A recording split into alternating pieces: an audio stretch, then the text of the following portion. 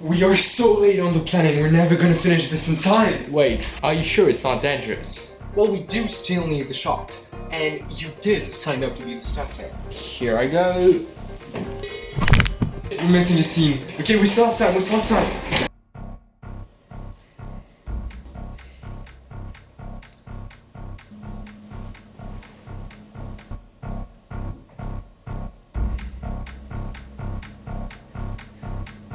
Guys, this is a mess of a movie. I mean, the scenario makes no sense, the editing is so chaotic, the dialogues are so unrealistic. I can't put this in my cinema. But do we still get the money? Get out of my office.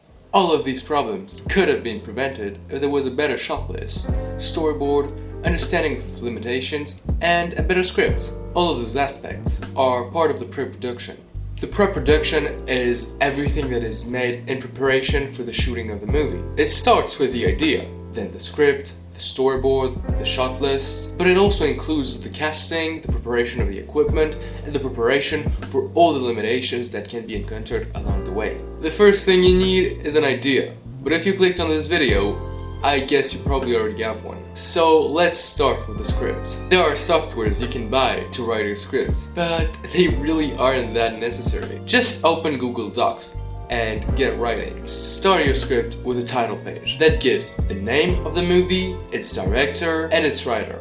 Then get a new page and start writing your first scene. A scene is always started with a scene headline. This, for example, here is a scene headline. I usually write them in bold to differentiate them with the rest of the text. The scene headline gives the location and the time. You write int or X for interior or exterior, then you write a dot, the location, another dot, and the time of the day. The time of the day can be undefined if it's not necessary to the story. One example could be interior, room, noon.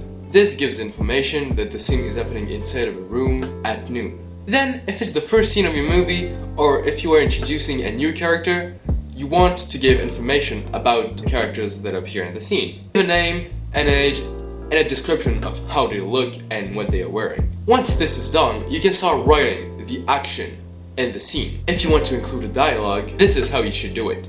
Skip a line and write the name of the character that is talking in the middle of the line. Write under it what he says. That is pretty much it for the script. As you start writing your script, you must already take into account the limitations you might encounter along the way.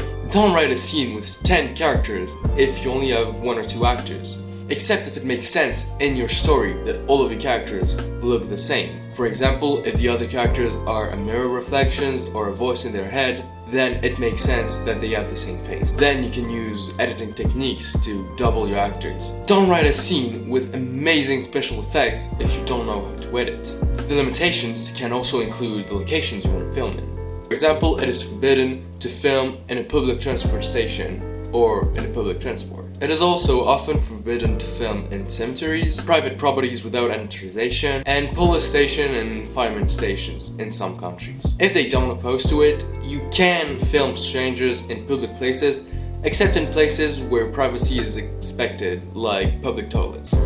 Once you finish your script, throw it in the garbage and get writing again. A script is never finished after the first draft. As an example, the script of Back to the Future was rejected 40 times before the final version was accepted, and the DeLorean was supposed to be a fridge. The script of Forrest Gump, one of the most popular movies ever, was rejected for 7 years before one version was finally accepted. So much so that the final script has nothing to do with the original book.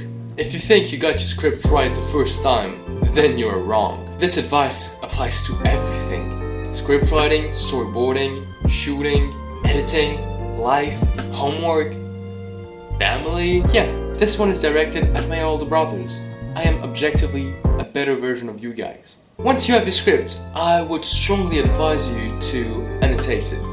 This will make the storyboarding process way easier. The best way of annotating your script is by separating chunks of your story that will all represent a singular shot. Then explain what shot you want to use for this specific moment of the story, and sometimes, if necessary, why you want to use this specific shot, why it is important, and why you shouldn't change it later on. What you write at this point isn't final. It's just to get an overall idea and to prevent incoherences during the storyboarding process. You can storyboard on paper, or on a graphical tablet, or an iPad. If you want to do it on paper, it's not really that complicated. You just print the template and get drawing. A link to a good template in the description, and then draw how you want your scenes to look like. However, I do recommend using an iPad or a graphical tablet, as it will make your life so much easier and make the whole process way faster. Download the template I put in the description and import it to your drawing software. I personally use Notability on the iPad or Medibank on a graphical tablet. They are both free and really good. Digital storyboarding is so much faster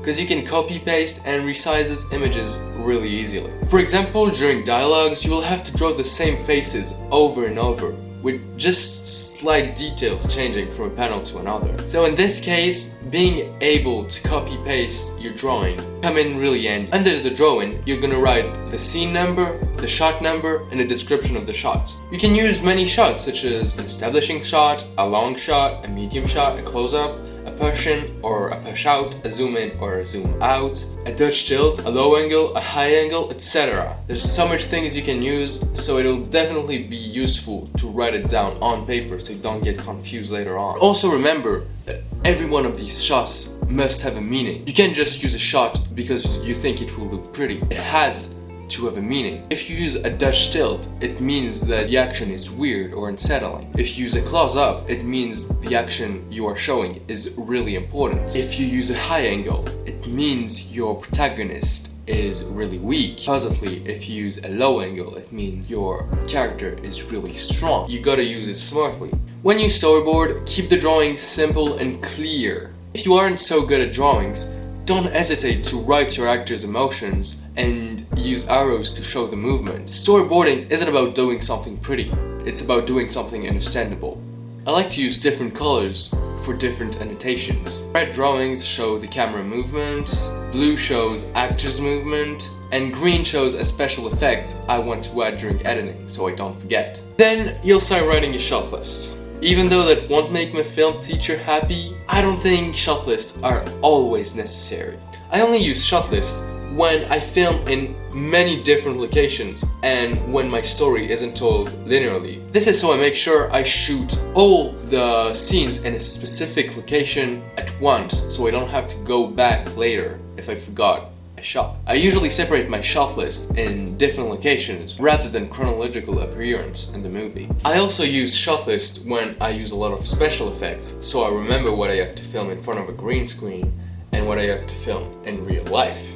Then find your equipment, your crew, and you'll be good to go. If you're an amateur, I would recommend to rent or borrow your equipment rather than to buy it, because it could be really expensive and you might lose interest in filmmaking. However, if you are looking for little filmmaking jobs, then having your own equipment can be a good idea, because people will not only hire you because of your skills, but also because of how well you know your equipment. A good director with no camera is less attractive to an employer than an average one with a fancy camera. Even though it's dumb because the quality of the camera doesn't change much to the final quality of your product, people don't necessarily think in logical ways, so keep that in the back of your mind. Also remember that nowadays, fancy equipment isn't that necessary. A good phone could do the job for filming, and some earbuds could even work as a mic. So don't let your bad equipment discourage you from making a movie.